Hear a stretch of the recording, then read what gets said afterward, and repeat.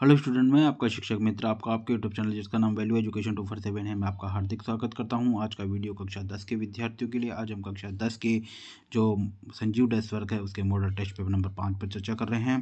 पहला प्रश्न है हमारा, मैथिल एसिटिलीन का रासायनिक सूत्र क्या होगा। तो देखिए, मैथिल एसिटिलीन को हम IUPAC पद्धति में प्रोपाइन भी कहते हैं। तो यहाँ पर आपको जो है प्रोपाइन का सूत्र लिखना होगा। अगर आप प्रोपाइन का सूत्र नहीं जानते हैं तो इस जो वीडियो आगे अंत में जो है इन्हीं सभी प्रश्नों के उत्तर आपको दिए हुए हैं, वहाँ से भी आप देख करके प्रोपाइन का सूत्र लिख सकते हैं। अगला प्रश्न है CH4 प्लस ऑक्सीजन, यहाँ पर कार्बन डाइऑक्साइड और जल बन रहा है। इसका संतुलित रासायनिक समीकरण। संतुलित रासायनिक समीकरण का मतलब है कि हमें क्रियाकारक और क्रियाफलों की जो संख्या है उसको बराबर करना है। जितने क्रियाकारक हैं उतना ही क्रियाफल।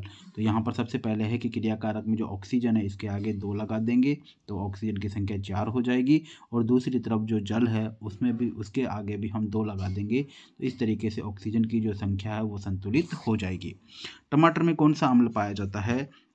तो देखिए, टमाटर में ऑक्जेलिक अम्ल पाया जाता है। इसी प्रकार से आपसे इमली का पूछ लिया जाए तो आपको लिखना है टार्टरिक अम्ल।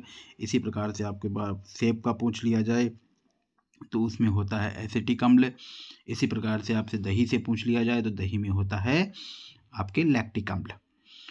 स्कूल की घंटी धातु की क्यों बनी हुई होती है। तो देखिए, आप जानते हैं कि ध्वनियों का एक गुण, धातुओं का एक गुण होता है कि धातुएं जो होती है ध्वनिक होती हैं, सोनोरस होती हैं, जो कि आपके पाठ 4 में आपने पढ़ा होगा। तो यहाँ पर जो है आपके पार्ट 3 में आपने धातुओं के बारे में पढ़ा होगा। तो यहाँ पर जो स्कूल की घंटी धातु की इसलिए बनी होती है ताकि वो उसको टकराने से वो ध्वनि उत्पन्न करे। अगला प्रश्न है, फेफड़ों की सबसे छोटी क्रियात्मक इकाई को क्या कहते हैं। तो फेफड़ों की जो सबसे छोटी क्रियात्मक इकाई होती है उसे हम कुपिकाएं कहते हैं। मोचक हार्मोन कौन सा होता है। तो मोचक हार्मोन जो होता है आपका पीयूष ग्रंथि से स्रावित पिट्यूटाइन हार्मोन होता है। अगला प्रश्न है, चित्र में निर्देशित A, B, C और D के नाम लिखिए। तो देखिए, ये स्त्री केसर का चित्र है। स्त्री केसर में सबसे ऊपर जो वृत्तिकाग्र है, वृत्तिकाग्र के ऊपर A जो लिखा हुआ है वो आपके पराग कण है। इस पराग कण से जो छोटा सा दाना निकल करके नीचे की तरफ आ रहा है B में, वो आपका नरयुग्मक है। उसके पश्चात ये जो नली बनी हुई है C, इस नली को हम पराग नली कहते हैं। और D जो है वो आपका जो स्त्री केसर का जो भाग है नीचे का, जिसको हम अंडाशय कहते हैं, वो है। तो इस तरीके से इस प्रश्नों के उत्तर आप जो है नीचे यहाँ पर इस वीडियो के अंत में दिए हुए हैं, वहाँ से भी जाकर के आप इनके उत्तरों को देख सकते हैं अगर कोई उत्तर आपको समझ में नहीं आता है। और अगर यहाँ तक का वीडियो आपको पसंद आ रहा है तो वीडियो को लाइक, सब्सक्राइब और अपने दोस्तों के साथ में शेयर कर दें। अगला प्रश्न है, नर के XY लिंग गुणसूत्र में कौन सा गुणसूत्र आकार में छोटा होता है। तो नर में 2 तरह के गुणसूत्र होते हैं, X और Y। इनमें X बड़ा होता है और Y छोटा होता है, और ये जो है लिंग का निर्धारण करते हैं। अपवर्तन का प्रथम नियम लिखिए। देखिए, अपवर्तन का प्रथम नियम है, आपतित किरण, अपवर्तित किरण और अभिलंब तीनों एक ही तल में होते हैं। ये अपवर्तन का प्रथम नियम है। अगला प्रश्न है, निकट दृष्टि दोष किस कारण उत्पन्न होता है। देखिए, निकट दृष्टि दोष, इसमें निकट की वस्तु साफ दिखाई देती है लेकिन दूर की वस्तु साफ दिखाई नहीं देती है। इसमें क्या होता है कि जो हमारी नेत्र का जो उभयोत्तल लेंस होता है, वो उसका जो नेत्र गोलक होता है वो थोड़ा लंबा हो जाता है। उसके नेत्र गोलक के लंबे हो जाने के कारण जो प्रतिबिंब जो रेटिना पे बनना चाहिए था वो रेटिना पर न बन करके पहले ही बन जाता है, इसलिए इसे निकट दृष्टि दोष भी कहा जाता है। प्राय बल्बों में नाइट्रोजन और ऑर्गन गैस क्यों भरी जाती है।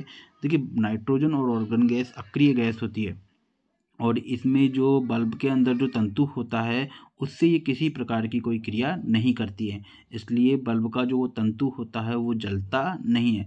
अगर इसकी जगह हम ऑक्सीजन जैसी गैस भर दें तो जैसे ही हम बल्ब का स्विच ऑन करेंगे वो ऑक्सीजन उस तंतु से क्रिया कर लेगी और वो तंतु जल जाएगा, इसलिए नाइट्रोजन और ऑर्गन जैसी अक्रिय गैस उसके अंदर भरी जाती है। वह कौन कौन से कारक हैं जिन पर चालक पर आरोपित बल का मान निर्भर करता है। देखिए, चालक पर आरोपित बल का मान जो होता है वो चुंबकीय क्षेत्र पर निर्भर करता है, चालक की लंबाई और चालक में प्रवाहित धारा के मान पर निर्भर करता है। यानी चालक की लंबाई और चालक में प्रवाहित धारा और चुंबकीय क्षेत्र पर निर्भर करता है। आशा करता हूँ कि वीडियो आपको पसंद आया होगा। वीडियो अगर पसंद आया है तो चैनल को लाइक सब्सक्राइब जरूर कर दें। यहाँ आप उसके उत्तर भी देख सकते हैं। पहले का उत्तर आपका इस तरीके से है, मेथिल एसिटिलीन जिसको हम प्रोपाइन कहते हैं, उसको इस तरीके से बनाएंगे हम। CH3 bond C triple bond CH। ठीक है। दूसरा आपका जो है, ये आपके दूसरा प्रश्न संतुलित रासायनिक समीकरण वाला सूत्र है। CH4 2O2 जिसे CO2 और H2O।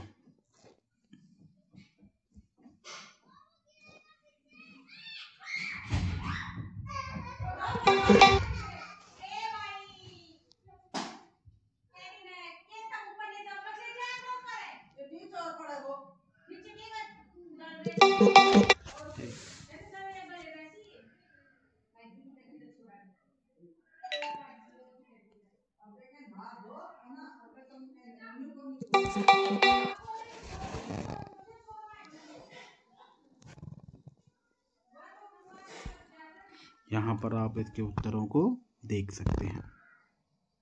धन्यवाद।